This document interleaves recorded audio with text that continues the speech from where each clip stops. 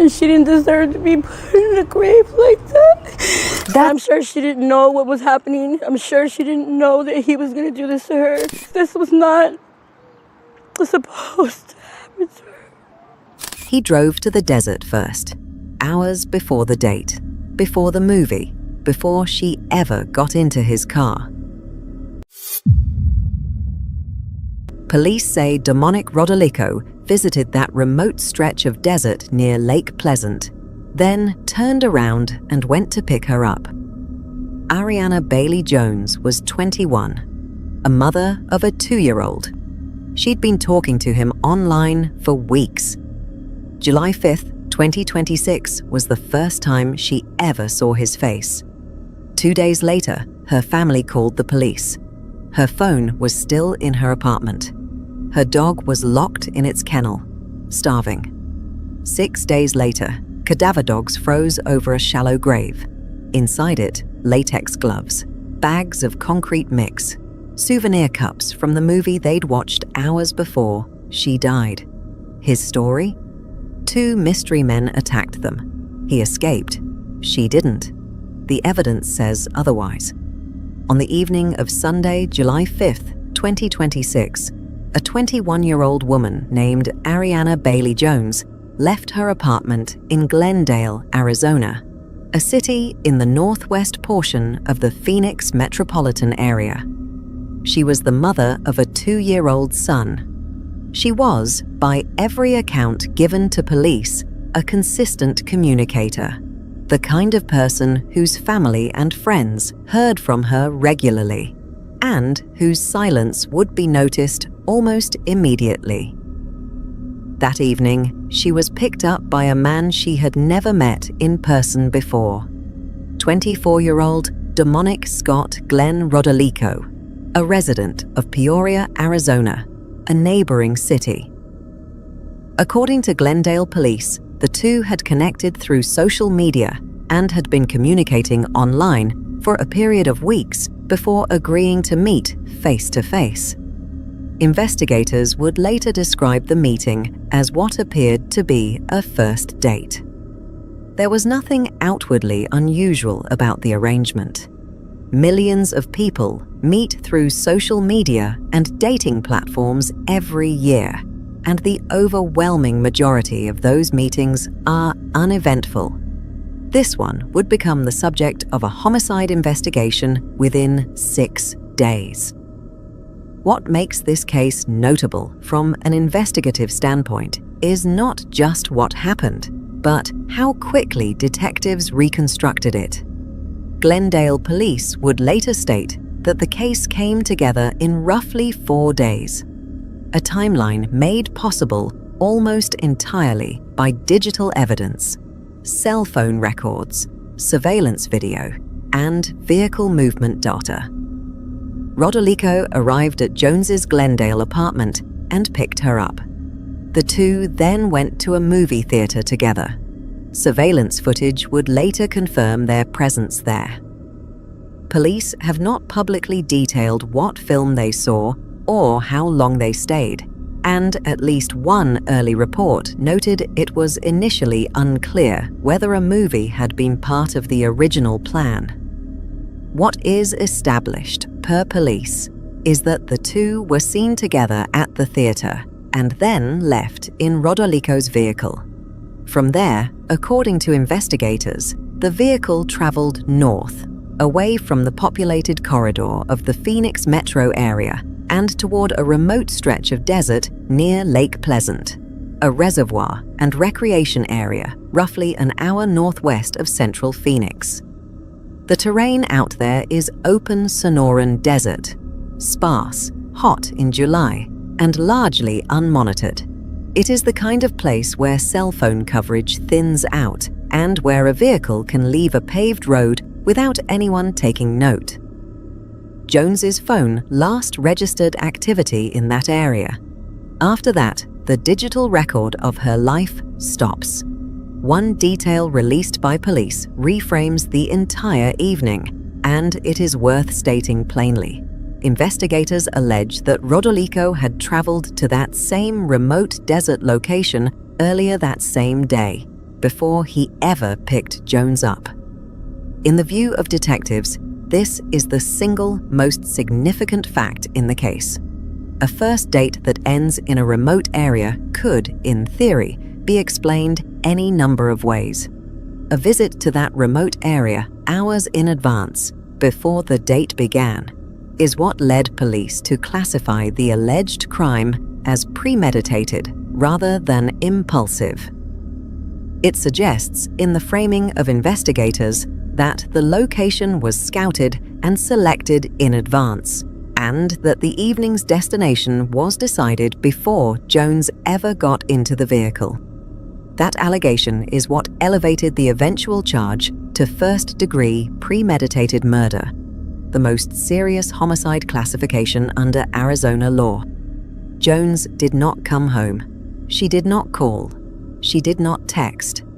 For most adults, a day or two of silence would not necessarily alarm anyone. For Jones, it did, immediately. Her family told police that going dark was completely out of character for her, particularly because of her 2-year-old son. She was not someone who simply stopped answering. On Tuesday, July 7th, 2 days after she was last heard from, a relative contacted the Glendale Police Department and reported her missing. The relative told officers there had been no contact with Jones since Sunday, July 5th. Officers conducted a welfare check at her apartment. What they found there converted a routine missing person report into something with urgency. 3 observations stood out. First, her cell phone had been left behind. In 2026, an adult voluntarily separating from their phone for days is a statistical anomaly. A phone left at home while its owner vanishes is one of the most reliable early indicators in missing person cases that the disappearance was not planned by the missing person. Second, her dog was still confined in a kennel with no food or water. The animal appeared to have been alone for days.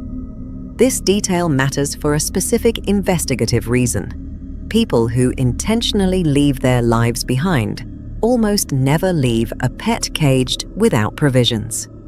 Whatever Jones expected when she walked out of that apartment on July 5th, she expected to come back soon. Third, the pattern of silence itself. Loved ones emphasized to officers that Jones maintaining zero contact, especially regarding her toddler son, was without precedent.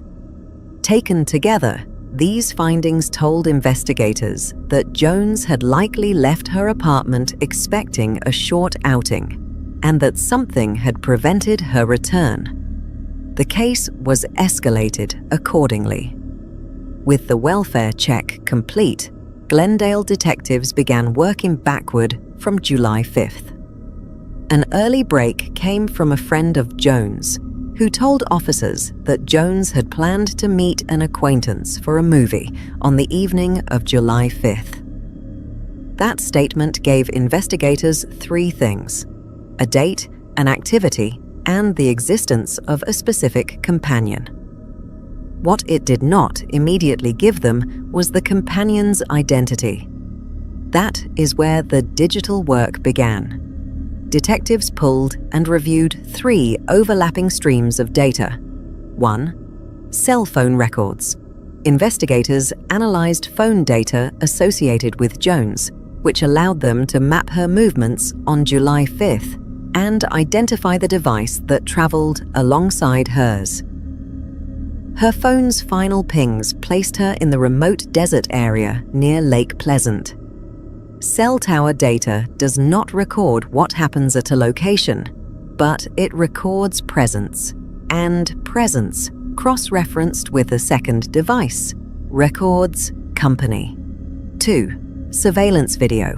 Detectives collected footage from the relevant locations along the July 5th route, including the movie theater. The footage confirmed Jones was with a specific man that evening.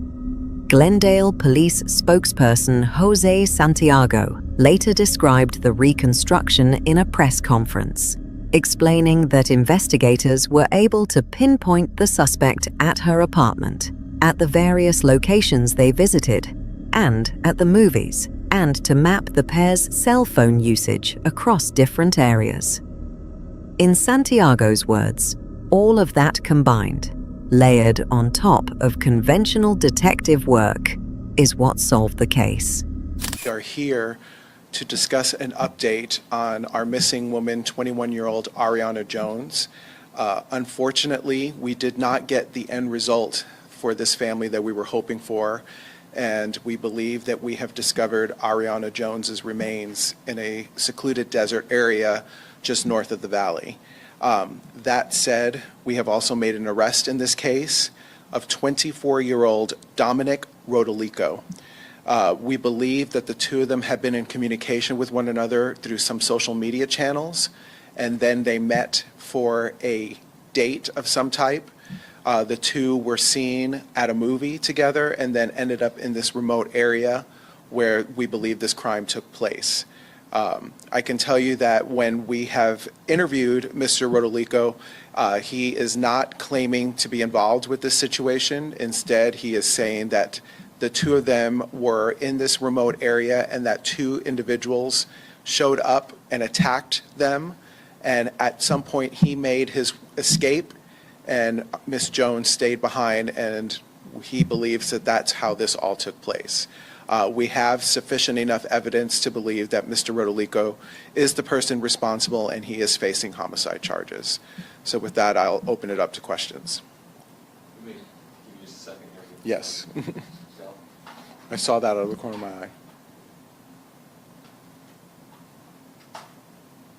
Jose, as far as their relationship, I mean, had they known each other for a long period of time, or was this just an initial date, or what do we know about their relationship? I can tell you that detectives are still pulling a lot of the forensic evidence from their phones. We do believe that they have been in contact at least on a couple of different occasions, but we believe that this may have been the first and only time that they had gotten together physically. Do you know what kind of assault was committed on her, or guns involved, other weapons? Right now, we're waiting on the medical examiner's office to come back with their results, so we're not releasing how the cause of death was. What he obviously he says he wasn't involved, but there seems to be a good deal of evidence that points in the direction that this could have premeditated. Well, we don't know as far as what the motive was behind all of this, but we can tell you that there is sufficient enough evidence to link them together. There was sufficient enough evidence to show Mr. Rodolico was in that area several times before they actually were in the area. So we don't know if he was planning this or if this was happenstance from the situation that they were in. But we have sufficient enough evidence to show that they were coming and going from that area. There were items found at the scene that seemed to directly link their previous journey to the movie theater. Can you talk to what was found at the scene? Yes, well, we know that when they attended the movie that they did go to the concession stand and that they had different forms of refreshments, and one of those was a cup that linked to that movie theater, and they were found at the scene of the crime. Can you walk us through a little bit about what her family first discovered and what officers first discovered when they first got the missing call? Yes, back on July the 7th was when we were first alerted that she had not been heard from the family. They were very adamant that there was a lot of communication between them usually. When our officers obtained that search warrant and they showed up at the apartment of Miss Jones, they did find it kind of disheveled. They found her cell phone had been left behind. They also found that a dog that was crated was still there and had been in its own waste for several days and no food. So that was enough of an indication that there at least had been some kind of suspicious nature. What can you tell us about where her remains were found? Does it appear that she was buried with some concrete? What do you suspect happened, that he went back and forth several times to bury the body? What can you tell us? Our detectives, I can tell you, did find a shallow grave in that area, and they found a body in that grave. Again, we are still waiting on some testing results from the medical examiners, but there was enough evidence, physical evidence of not only clothing but other things matching Miss Jones to be able to identify her. Has her body been completely removed from that grave site I'm not commenting on that. What do detectives think transpired here? That there was some kind of argument, or is there any kind of speculation as to what may have transpired here, going on the date, when she died, leading up to her death? Unfortunately, that's where we're stuck at. We're not quite sure where the motive lies in all of this, if this was a crime of passion or if this was a situation that just escalated out of control. What we are focusing on here is that we are really devastated for this family. I mean, this was a family that was hopeful that they were going to find their loved one in a good state, and unfortunately this was not the case. And so we were hopeful to give a better answer or a better result for this family, but at least we're going to give them the closure that their missing loved one has been found.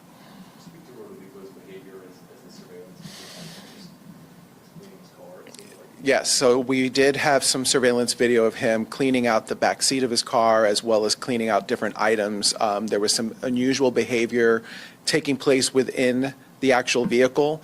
We're not sure if that was him removing certain items or not, but there was enough consistency to know that it was linking him to the actual crime scene. We can also tell you that he had some wounds on him that were consistent with some stab wounds. He maintains that that was from the two individuals that showed up there in that desert-like area and attacked the both of them, but we believe that this was a situation that took place during this particular attack against Ms. Jones. Just more broadly, can you speak to kind of that surveillance that has helped you? I mean, he's on video, it seems, in a lot of different places and was able to be tracked on things. You know, we can't go on and speak more highly about not only our detective works, we also want to really recognize the great work that our Special Investigations Unit as well as the U.S. Marshals Task Force did with all this. I mean, this was basically put together within 4 days. On top of that, we are all aware that we have a real-time crime center, and all of those cameras and all of those different situations that we can put together helped us piece this together. We were able to pinpoint him attending her apartment. We were able to pinpoint him attending these different areas, going to the movies. So all of this, working in conjunction with all these agencies, really helped put closure to this in 4 days' time. I can tell you that he does have an arrest history, but it's not anything really significant. We're talking about some theft, nothing to the level of homicide. He was on probation at the time of his arrest, and now, from my understanding, he's being held on a $2 million cash bond. Is there any timeline as far as they went to the movies, as far as when she may have been killed, or where they went after that? It appears that all of this took place on that evening. According to what he was able to tell us, as they attended this movie, they then took a drive out to this remote area. He claims that they were continuing their date in that remote area, and that's when the two individuals showed up and attacked them. Is it thought that he went back to her apartment and kind of created this forced scene, or that he would have forced her out of the apartment to begin with? I think that that's still all under investigation. And just to clarify, I think this is correct me if I'm wrong, but the call about the missing person came into police after all this had already transpired. Yeah. Well, I mean, we believe so because the family had not heard from her in a couple of days, and at that point they grew concerned. And matching what looked to be a person that had been missing for some days in that apartment, that's how all this basically began. You touched on the investigation and the good work of the detectives and federal agents, but it sounds like a lot of technology was used to try and solve this case. That's correct. Without the technology, this would have been much harder, but the fact that we were able to have this surveillance video show where they were as far as the movies were concerned, and we were able to find them in different areas of the valley using other cameras. We were able to pinpoint their cell phone usage in different areas. All of that combined helped us really solve the case, on top of the good detective work from our folks. And you had touched on the story that the suspect had told. It was pretty clear that just didn't add up. We can tell you that his story continuously changed. As he kept trying to describe the attack of these two individuals, the attack became a little bit more dramatic, less dramatic. He talked about the fact that at one point he escaped and just left her behind, and that's why he was confident that if this was, we were interviewing him about this missing woman, that she was probably not alive. He never reported the incident. He never reported the incident to us. He never reported to anyone other than his family that he had been a part of an attack to explain the cuts on his person, but he never informed them that there was someone else involved. He never made a call to police or to anyone to let anyone know about this attack. It wasn't until this family reported her missing that we were able to put all of this together. Did the family recognize the name of the suspect? Not that I'm aware of. Do you know what social media platform they met on? I do not. You had touched on it earlier, just, obviously you cover a lot of cases, and this is not the ending you ever want.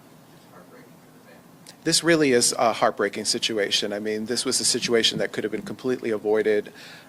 We see a lot of times crimes of passion. I'm not saying that this one necessarily is, but a lot of the times we see individuals meeting up with strangers because they've connected in some kind of social media platform or some other way. And, it's really important that people just be as careful as they possibly could be. They should also let family members know if they're meeting up with someone that they're not very familiar with. Again, we were really hopeful that we would be able to provide this family a better closure and reunite them with their loved ones, but unfortunately that wasn't the case. All right, thank you guys.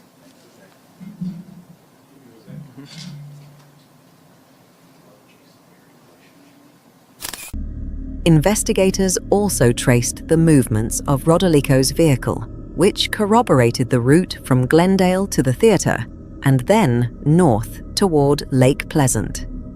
Through this process, detectives identified the man in the footage and the co-traveling device as Demonic Scott Glenn Rodolico, 24, of Peoria. The investigation was supported by the Glendale Police Department's Special Investigations Unit and the U.S. Marshals Task Force, with police crediting what they called advanced investigative technology for the speed of the reconstruction. From the missing person report on July 7th to the resolution of the search on July 11th, the active investigation spanned 4 days. The digital trail terminated in the desert near Lake Pleasant, so that is where the physical search concentrated. On Saturday, July 11th, cadaver dogs working the remote area located human remains buried in a shallow grave. Formal identification was not immediate. That process belongs to the Maricopa County Medical Examiner's Office and follows strict scientific protocols. But investigators stated that clothing and other physical evidence recovered with the body matched Jones, which allowed detectives to operate on the working conclusion that the remains were hers while formal confirmation proceeded. As of the most recent public statements, the medical examiner's office was still working to determine the official cause and manner of death, and neither had been publicly released. The burial site itself yielded additional evidence.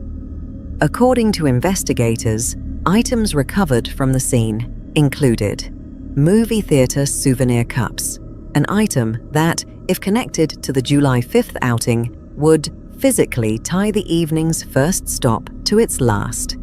Latex gloves, bags of concrete mix, additional unspecified evidence that police stated they believe is connected to the case.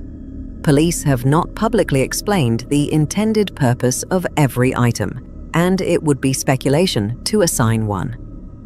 What can be said neutrally is this: gloves and concrete mix are not items associated with a spontaneous event.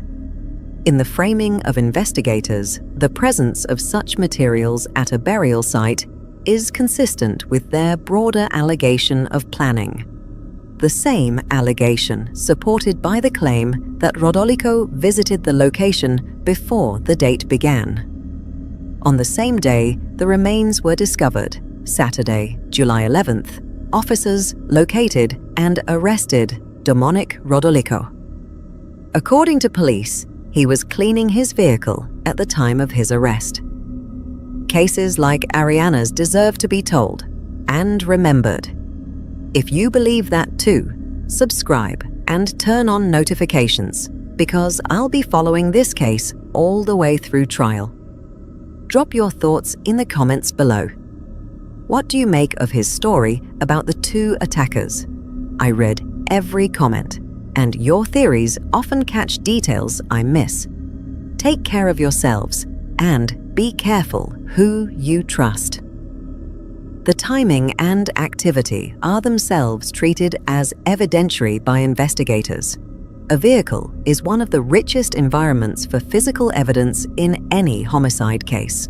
Fibers, biological material, soil transfer from a specific location, and trace evidence can all persist in a car's interior.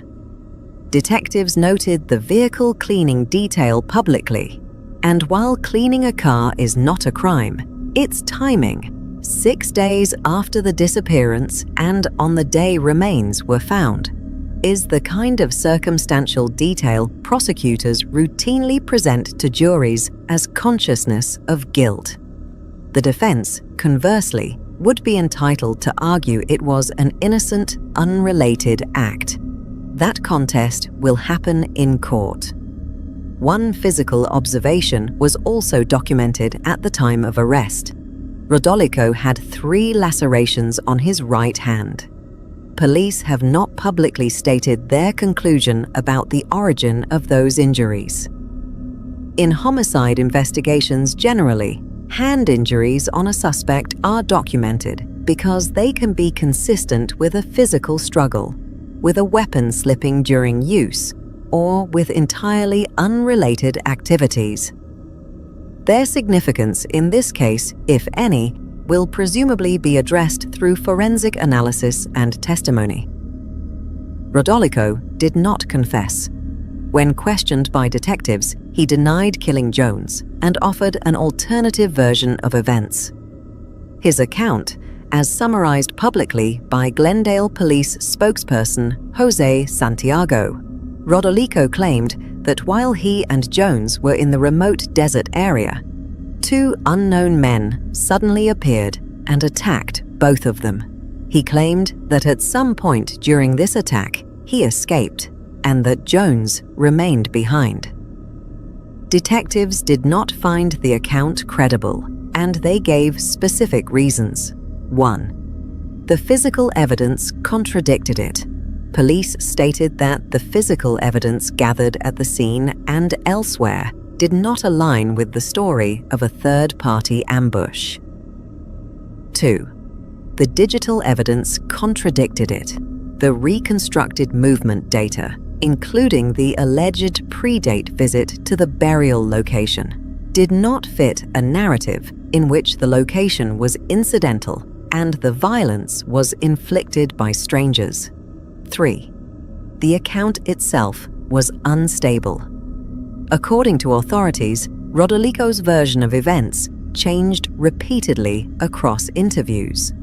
Inconsistency across retellings is one of the classic markers investigators use to evaluate credibility, because truthful accounts of a single real event tend to remain structurally stable, while constructed accounts tend to drift as they are regenerated under questioning. There are also logical problems with the ambush narrative that any prosecutor would be expected to raise. If 2 strangers attacked the pair in a remote area and Rodolico escaped, the expected next action is a call to police, a report of an attack, and of a woman left behind in the desert in July heat. No such report was made. Jones's family, not Rodolico, initiated contact with law enforcement, and they did so 2 days after the fact because of her silence. Additionally, the remains were not left exposed at an attack site. They were buried in a shallow grave, alongside items investigators associate with the evening itself and with preparation. An ambush by strangers does not, on its face, explain a burial. Again, these are the investigative and prosecutorial framings. Rodolico maintains his denial, and his defense will have the opportunity to challenge every element of the state's reconstruction. Based on the accumulated evidence, detectives established probable cause, and Rodolico was charged with 1. First-degree premeditated murder. Under Arizona law, ARS Section 13-1-105, first-degree murder requires that the killing was committed with premeditation, meaning the intent to kill was formed before the act, with time for reflection, however brief. The state's theory of premeditation in this case rests heavily on the allegation that Rodolico traveled to the remote location before picking Jones up, and on the materials recovered at the scene. First-degree murder is a Class 1 felony in Arizona, punishable upon conviction by life imprisonment, or, if the state seeks it, and specific statutory aggravators are found, the death penalty. Prosecutors have not publicly announced their sentencing intentions.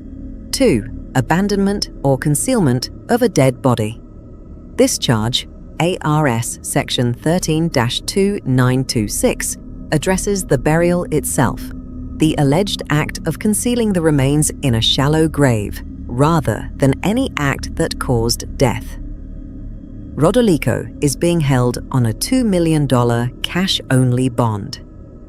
A cash-only bond of that magnitude functions practically as an order of continued detention. It cannot be satisfied through the standard bail bond system's percentage arrangement, and the full amount must be posted in cash. Courts impose such conditions when they conclude a defendant presents a serious flight risk, a danger to the community, or both. Court and probation records reported by Phoenix area media fill in the accused's background, and it is not a blank one. At the time of his arrest for murder, Rodolico was already on probation.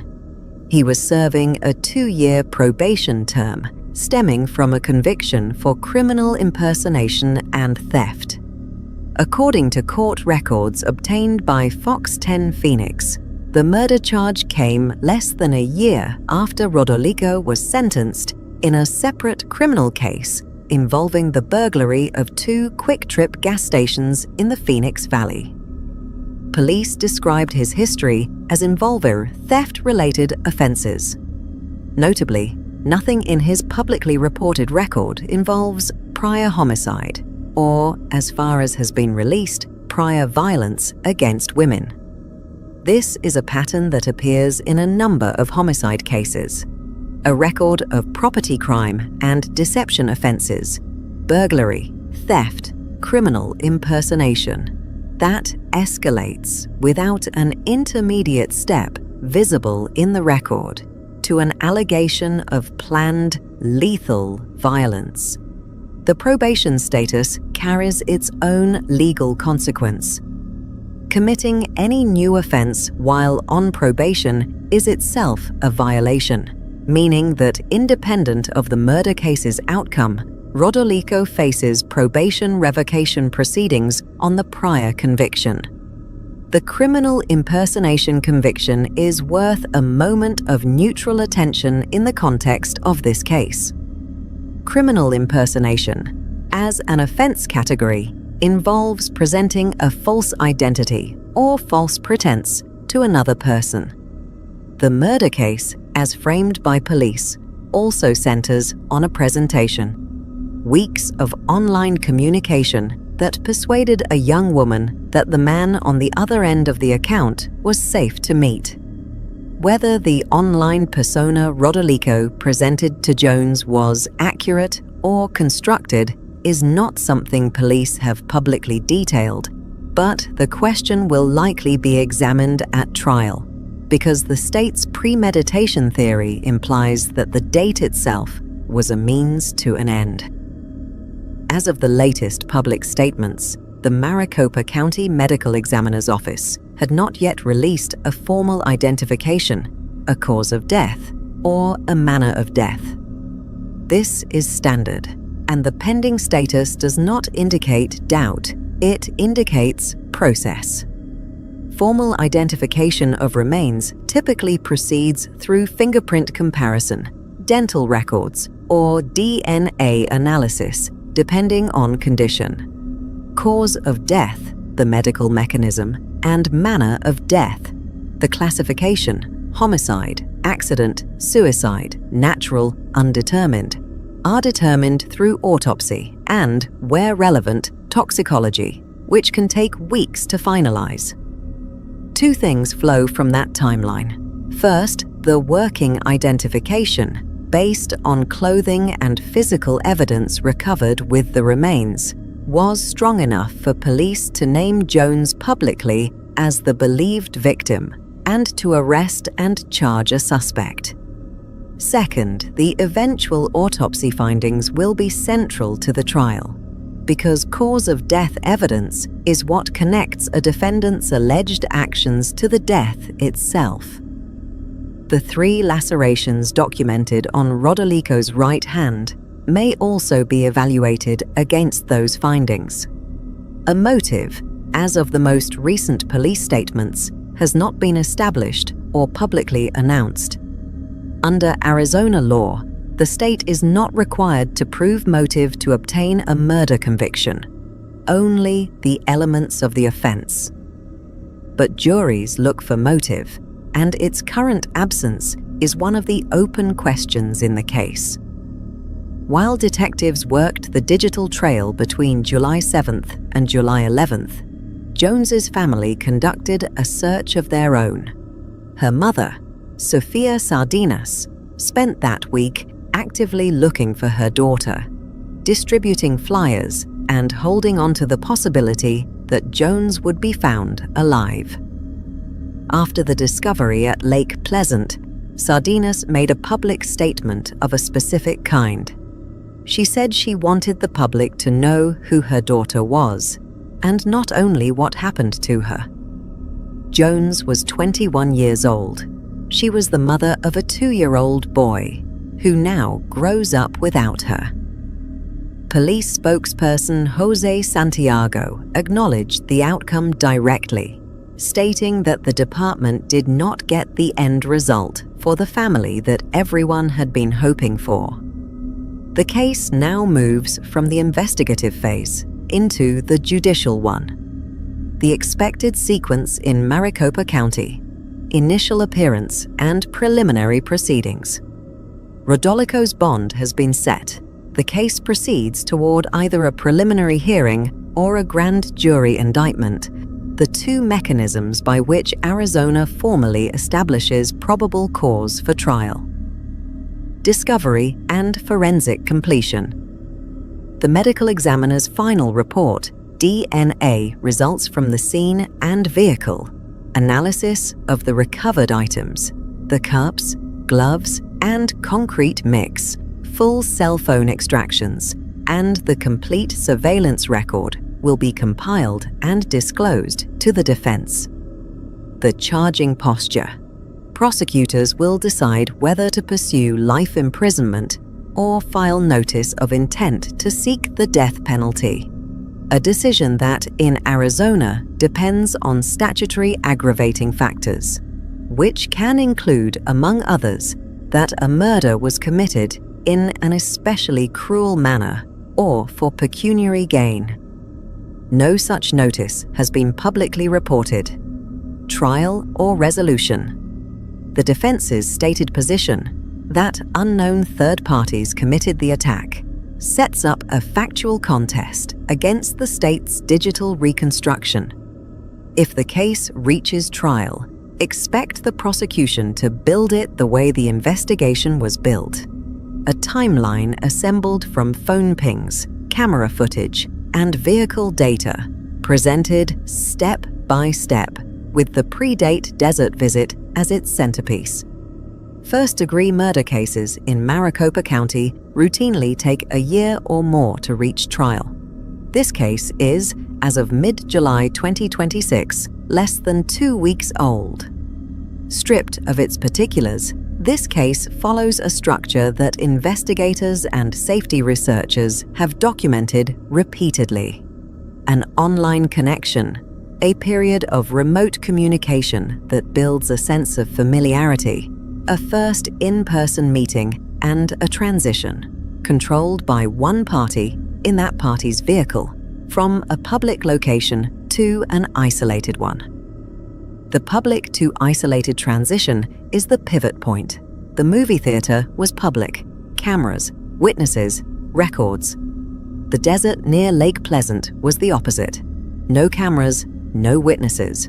No one for miles. Every documented fact of this case that occurred in the public phase was recoverable by investigators within days. What occurred in the isolated phase is known only through physical evidence and the account of the accused. Standard safety guidance for first meetings arranged online exists precisely because of this structure.